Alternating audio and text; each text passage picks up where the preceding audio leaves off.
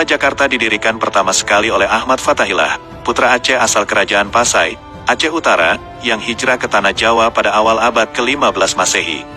Kedatangannya ke Jawa ketika itu disambut oleh Sultan Demak, Pangeran Trenggono. Atas dukungan Sultan Demak, Ahmad Fatahillah berhasil merebut Sunda Kelapa dan Banten dari Kerajaan Pajajaran yang bersekongkol dengan Portugis. Penyerangan Fatahillah ke Pajajaran memperoleh 2 kemenangan sekaligus. Selain berhasil merebut Sunda Kelapa dari Kerajaan Pajajaran, juga berhasil mengusir Portugis dari Sunda Kelapa daerah taklukannya. Atas kemenangan inilah pada tahun 1527 Masehi, Fatahillah diangkat menjadi Bupati Sunda Kelapa oleh Sultan Demak.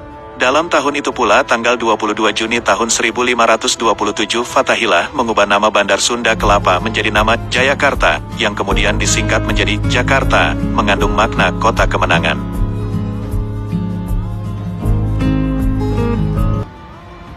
Itu sejarah awal berdirinya kota Jakarta.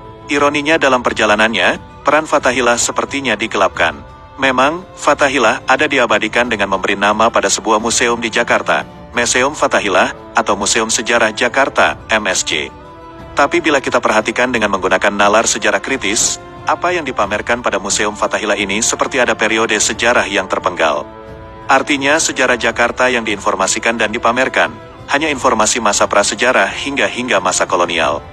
Tidak kita temukan periode sejarah Jayakarta semasa Fatahillah. Periode sejarah Fatahillah dihilangkan, terlihat dilompatkan dari zaman prasejarah, zaman Hindu-Buddha, langsung ke zaman Batavia di bawah kolonial Belanda. Perubahan-perubahan nama Jayakarta menjadi Batavia pada tanggal 14 Maret tahun 1621. Ketika itu Belanda berhasil menguasai Bandar Jayakarta, nama yang diberikan oleh Fatahillah tanggal 22 Juni tahun 1527.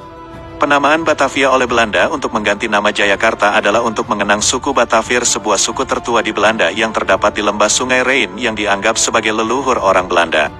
Di sini jelas, antara penamaan Jayakarta yang diberikan Fatahillah pada Sunda Kelapa tanggal 22 Juni tahun 1527 dengan pergantian nama Batavia oleh Belanda untuk Jayakarta tanggal 14 Maret tahun 1621. Berarti selama 1 abad sejarah Jakarta dipenggal ceritanya dari sejarah Fatahillah. Hilangnya 1 babak periodisasi informasi sejarah Fatahillah di Museum Sejarah Jakarta itu, berarti sekaligus menghilangkan informasi sejarah peranan Fatahillah sebagai pendiri kota Jakarta. Kita tidak tahu, apakah ini sengaja dihilangkan karena yang mendirikan kota Jakarta itu, orang Aceh. Sejarah negeri ini memang menafikan peran Aceh. Hampir tidak ada peninggalan artefak dan manuskrip lain yang dipamerkan di Museum Fatahillah, Museum Sejarah Jakarta.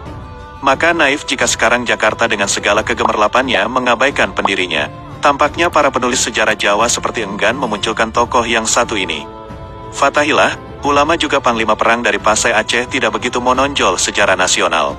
Seperti halnya Maulana Malik Ibrahim dan Malik Ishak, 2 ulama Aceh, yang paling awal menyebarkan Islam di tanah Jawa, juga tidak terangkat ke permukaan. Makam Maulana Malik Ibrahim sampai sekarang masih terdapat di Gesik, Jawa Timur, yang batu nisannya diduga persis dan seusia dengan nisan-nisan yang terdapat di Samudra Pasai Aceh. Fatahillah begitu ditakuti lawan, sehingga memiliki banyak nama kebesaran. Portugis menyebut nama Fatahillah ini dengan Falatehan. Sultan Demak menggelarnya orang agung dari Pasai. Dalam versi yang lain orang Portugis juga menamai Fatahillah dengan Fatahilahan. Masyarakat Jawa pada umumnya semasa hidup Falatehan memanggilnya Ki Fatahillah, yang berarti orang terhormat karena kealimannya dan ketokohannya dalam masyarakat Jawa. Dalam banyak versi juga disebutkan sebenarnya yang dimaksud Sunan Gunung Jati dalam 9 Wali Songo di Jawa, salah satunya adalah Fatahillah. Dan nama Sunan Gunung Jati sendiri identik dengan Syarif Hidayatullah yang diabadikan pada nama Universitas Islam Negeri, UIN, Jakarta sekarang ini.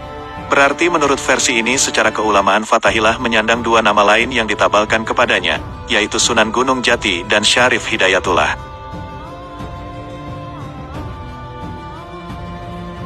Sobat Berbagi Info, masih banyak sejarah yang dikubur, termasuk riwayat perkawinan Fatahillah sebagai menantu dari Sunan Gunung Jati, karena Fatahillah dikawinkan oleh Sultan Demak dengan keponakannya anak dari Sunan Gunung Jati. Sehingga jika ada pendapat bahwa Fatahillah bukanlah Sunan Gunung Jati atau Syarif Hidayatullah, suatu yang lemah. Karena bila dibandingkan dengan sumber-sumber lainnya seperti dalam Babat Caruban, diubah babat Serebon, 1720 Masehi, Saifuddin Zuhri dalam Sejarah Kebangkitan Islam Indonesia, 1980, dan Haji Muhammad Zainuddin dalam Tariakh Aceh dan Nusantara, 1961, menyebutkan yang dimaksud Sunan Gunung Jati adalah nama lain dari Fathahillah, seorang ulama dari Pasai, Aceh, yang hijrah ke Tanah Jawa, yang kemudian berhasil merebut Bandar Sunda Kelapa dari Kerajaan Pajajaran dan Portugis, lalu menamainya Sunda Kelapa ini dengan nama Jayakarta sebagai cikal bakal awal berdirinya kota Jakarta sebagai ibu kota negara Republik Indonesia yang kita kenal sekarang ini.